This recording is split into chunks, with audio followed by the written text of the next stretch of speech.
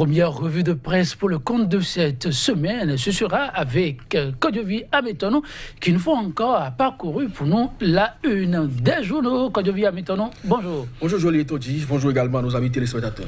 Oui, 3 semaines déjà, Kodjovi Ametono, qu'il est absent dans les kiosques. Je veux parler du quotidien béninois d'information, d'analyse, d'investigation, la Nouvelle Tribune. Et la une des journaux, nous la ferons une fois encore. Sans ce quotidien, tout à fait, sans oublier que la presse est davantage en danger. Vous êtes passé à savoir qu'en début de week-end, la consoeur donc de RFI sur le territoire béninois, Delphine Bosquet, a été victime d'un vol crapuleux. On en parlera dans le journal, dans la une donc des journaux, sans oublier les législatives qui pointent donc à l'horizon. Pendant ce temps, le Parlement, en voie d'être renouvelé, travaille davantage à doter le pays d'arsenal. Maintenant, c'est pour le bonheur de la population. On le saura davantage. Sans oublier la Cour constitutionnelle. Dans votre introduction, vous l'avez souligné, mais également ici, elle se met en ordre de bataille. Alors, les sujets sont divers et variés. On démarrera avec le journal Actu Express qui donc affiche un titre. Djogbenou à la Cour constitutionnelle. Quelle opportunité pour la démocratie béninoise. Les populations entre crainte et révolte. Et puis parlant des législatives dans le septentrion, Yaïboni serait donc en pôle position et crée donc le journal des adhésions au-delà donc des attentes. Et puis donc de vivre en période de carême aux fidèles musulmans du 6e arrondissement de Cotonou, l'Union sociale libérale USL fait œuvre utile, une solidarité agissante, une sollicitude permanente et régulière, écrit donc le quotidien. La dépêche, cette fois, vote du code de procédure pénale, un code pénal qui étrangle les législations sous la rupture. Les lois sont fabriquées en catimini, déplore maître Robert Dossou. Et puis pour Cour constitutionnelle, Djogbenou se dit prêt à relever le défi. La presse du jour, révision du code électoral en vigueur au Bénin.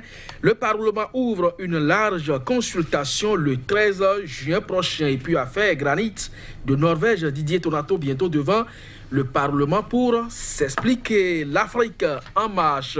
Recours contre les restrictions des marches. Le coup de fin de Holo à la rupture. Les sages partent et coincent Toboula. Vol du matériel de travail de la correspondante de RFI au Bénin. Existe-t-il une milice politique privée au Bénin? S'interroge le journal. Les médias critiquent régulièrement pris pour cible après Delphine Bosquet à qui le tour. Campagne cotonnière 2017-2018, plusieurs zones d'ombre persiste. La représentation nationale peut-elle demander des comptes au gouvernement ou est-elle déjà informée? Et puis, importation de roches de la Norvège, Guy Mitok jette un pavé dans la mare du nouveau départ. Le confrère de la matinée, nouvelle mandature de la Cour constitutionnelle, de nouveaux défis pour la coalition de la défense de la démocratie et puis lutte contre le blanchiment de capitaux et le terrorisme, un nouvel arsenal juridique en étude à l'Assemblée nationale, dossier de surfacturation de 328 millions de francs CFA au ministère du cadre de vie, la NLC toujours engagée pour une lutte contre la corruption. Le mutateur, pour la réussite de sa mission en tant que président de la Cour constitutionnelle, Joseph Djogbenou doit trahir son maître Patrice Talon. Alors pourquoi? C'est bien sûr dans les colonnes du journal. Le Nouvel Observateur cette fois. Élection à la tête de la Cour constitutionnelle. La CDD doit renforcer la veille et barrer la voie à toute velléité de mise à terre de la démocratie. Éducation nationale. Les enseignants remontés contre le test diagnostic auquel ils seront soumis. La CSTB dénonce une répression de masse. L'UNAPEB, à quoi servent donc les conseillers pédagogiques et les inspecteurs de l'enseignement? Et puis interdiction de la commercialisation des produits de l'essence frelatée pour le PCB, c'est un acte criminel. Le pays émergent, affaire CNSS BIBE, énième report du procès Métognon et consorts. Des pères de famille croupissent en prison en violation flagrante des droits de l'homme. Les incongruités de Maître Abraham Zizilokhwe. Projet de construction de la boucle ferroviaire, le Niger et le Bénin poursuivis par Africa Rail pour avoir violé ses droits. Et puis invité sur l'émission 90 minutes pour convaincre de la radio nationale, Maître Robert Dossou dénonce le vote des lois fabriquées en catimini et balancées à l'Assemblée nationale sous le régime Talon. L'opinion aujourd'hui. Passation de charge à la Cour constitutionnelle. Djogbenou s'engage à satisfaire les droits des citoyens. Il nous faudra assumer le nécessaire devoir d'ingratitude à l'égard de tous. Et puis le journal Matin Libre, Cour constitutionnelle, Djogbenou pour conduire une mandature atypique. Plaidoyer pour la création de la Cour des comptes. Pourquoi ce réveil soudain de la société civile? Point média, institution de la Cour des comptes.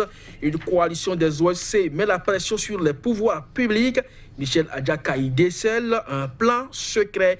Et puis gouvernance et actualité, Robert Dossou dénonce la cachotterie autour des projets de loi. Il siffle la fin de la polémique autour du chaos de 2011. Et puis toujours au Bénin, le test sur la capacité intellectuelle des enseignants fait polémique. Le journal Soleil Bénin Info pour terminer. Après la cérémonie de prestation de leur serment marquant le démarrage donc de la 6e mandature, les sages de la Cour face à leurs responsabilités, le chef de l'État les invite à corriger les erreurs de l'équipe Olo. Merci Kodovi. Maintenant, ils sont divers et variés.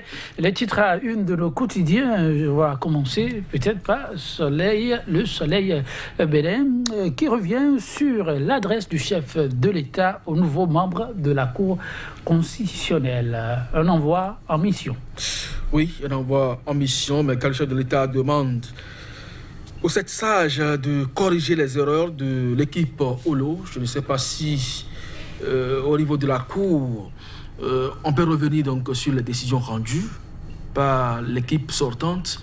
Il y a des juristes, d'ailleurs c'est ça qui fera l'objet de votre discussion. Je crois que les sachants sauront donc apprécier à sa juste valeur les propos de l'autorité.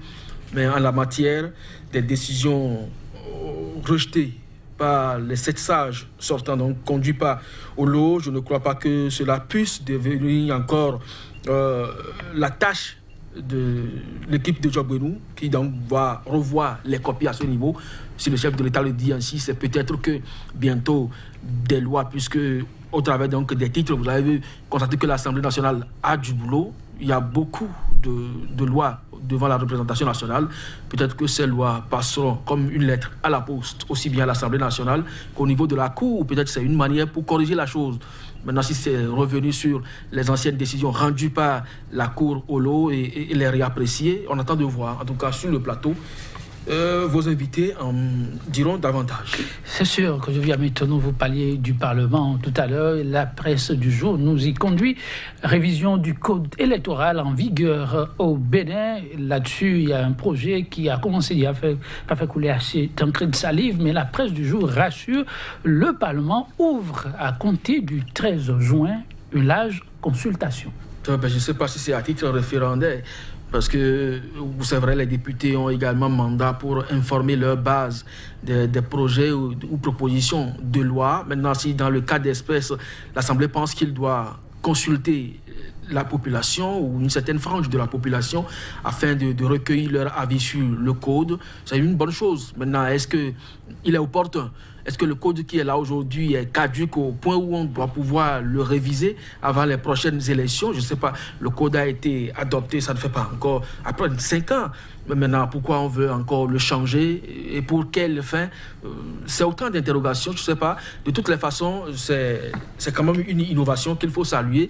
Si sur toutes les lois, celles qu'on a le code pénal qui a été adopté à 2h du matin, si on pouvait faire une pareille consultation avant son adoption par 17 députés sur 83, et ceci à 2h30 du matin, je crois que ça ferait quand même tâche d'huile. En tout cas, il faut que l'Assemblée puisse élargir au-delà donc du code électoral un certain nombre de lois à la population, qu'on puisse donc échanger autour, donner notre avis au moins. Cesser de voter les lois à 2h du matin quand on est 17 députés sur 83.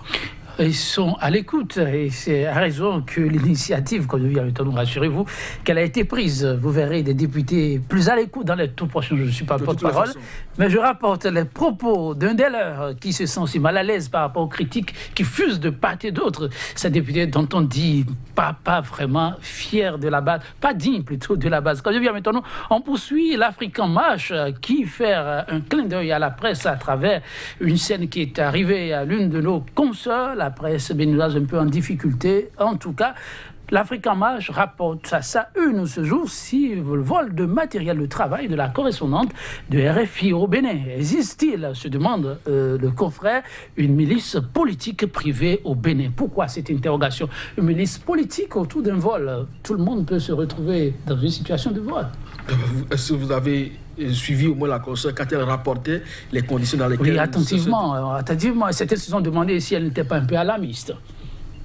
Vous savez, on est là pour rapporter les propos des gens, quand il y a méthode. Oui, ces suspicions, peut-être, auraient des raisons d'être si elle était citoyenne de ce pays.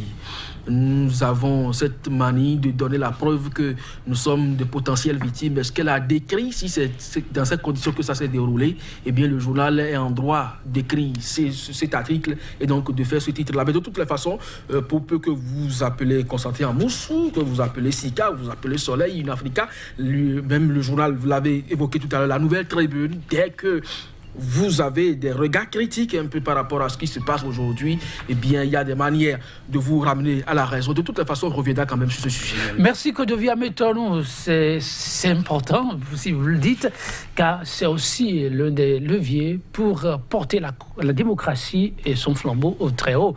Mesdames, Messieurs, ce fut un plaisir de vous avoir servi cet instant de la une des journaux. On se donne rendez-vous demain pour le même exercice, sans doute avec d'autres faits d'actualité. À demain.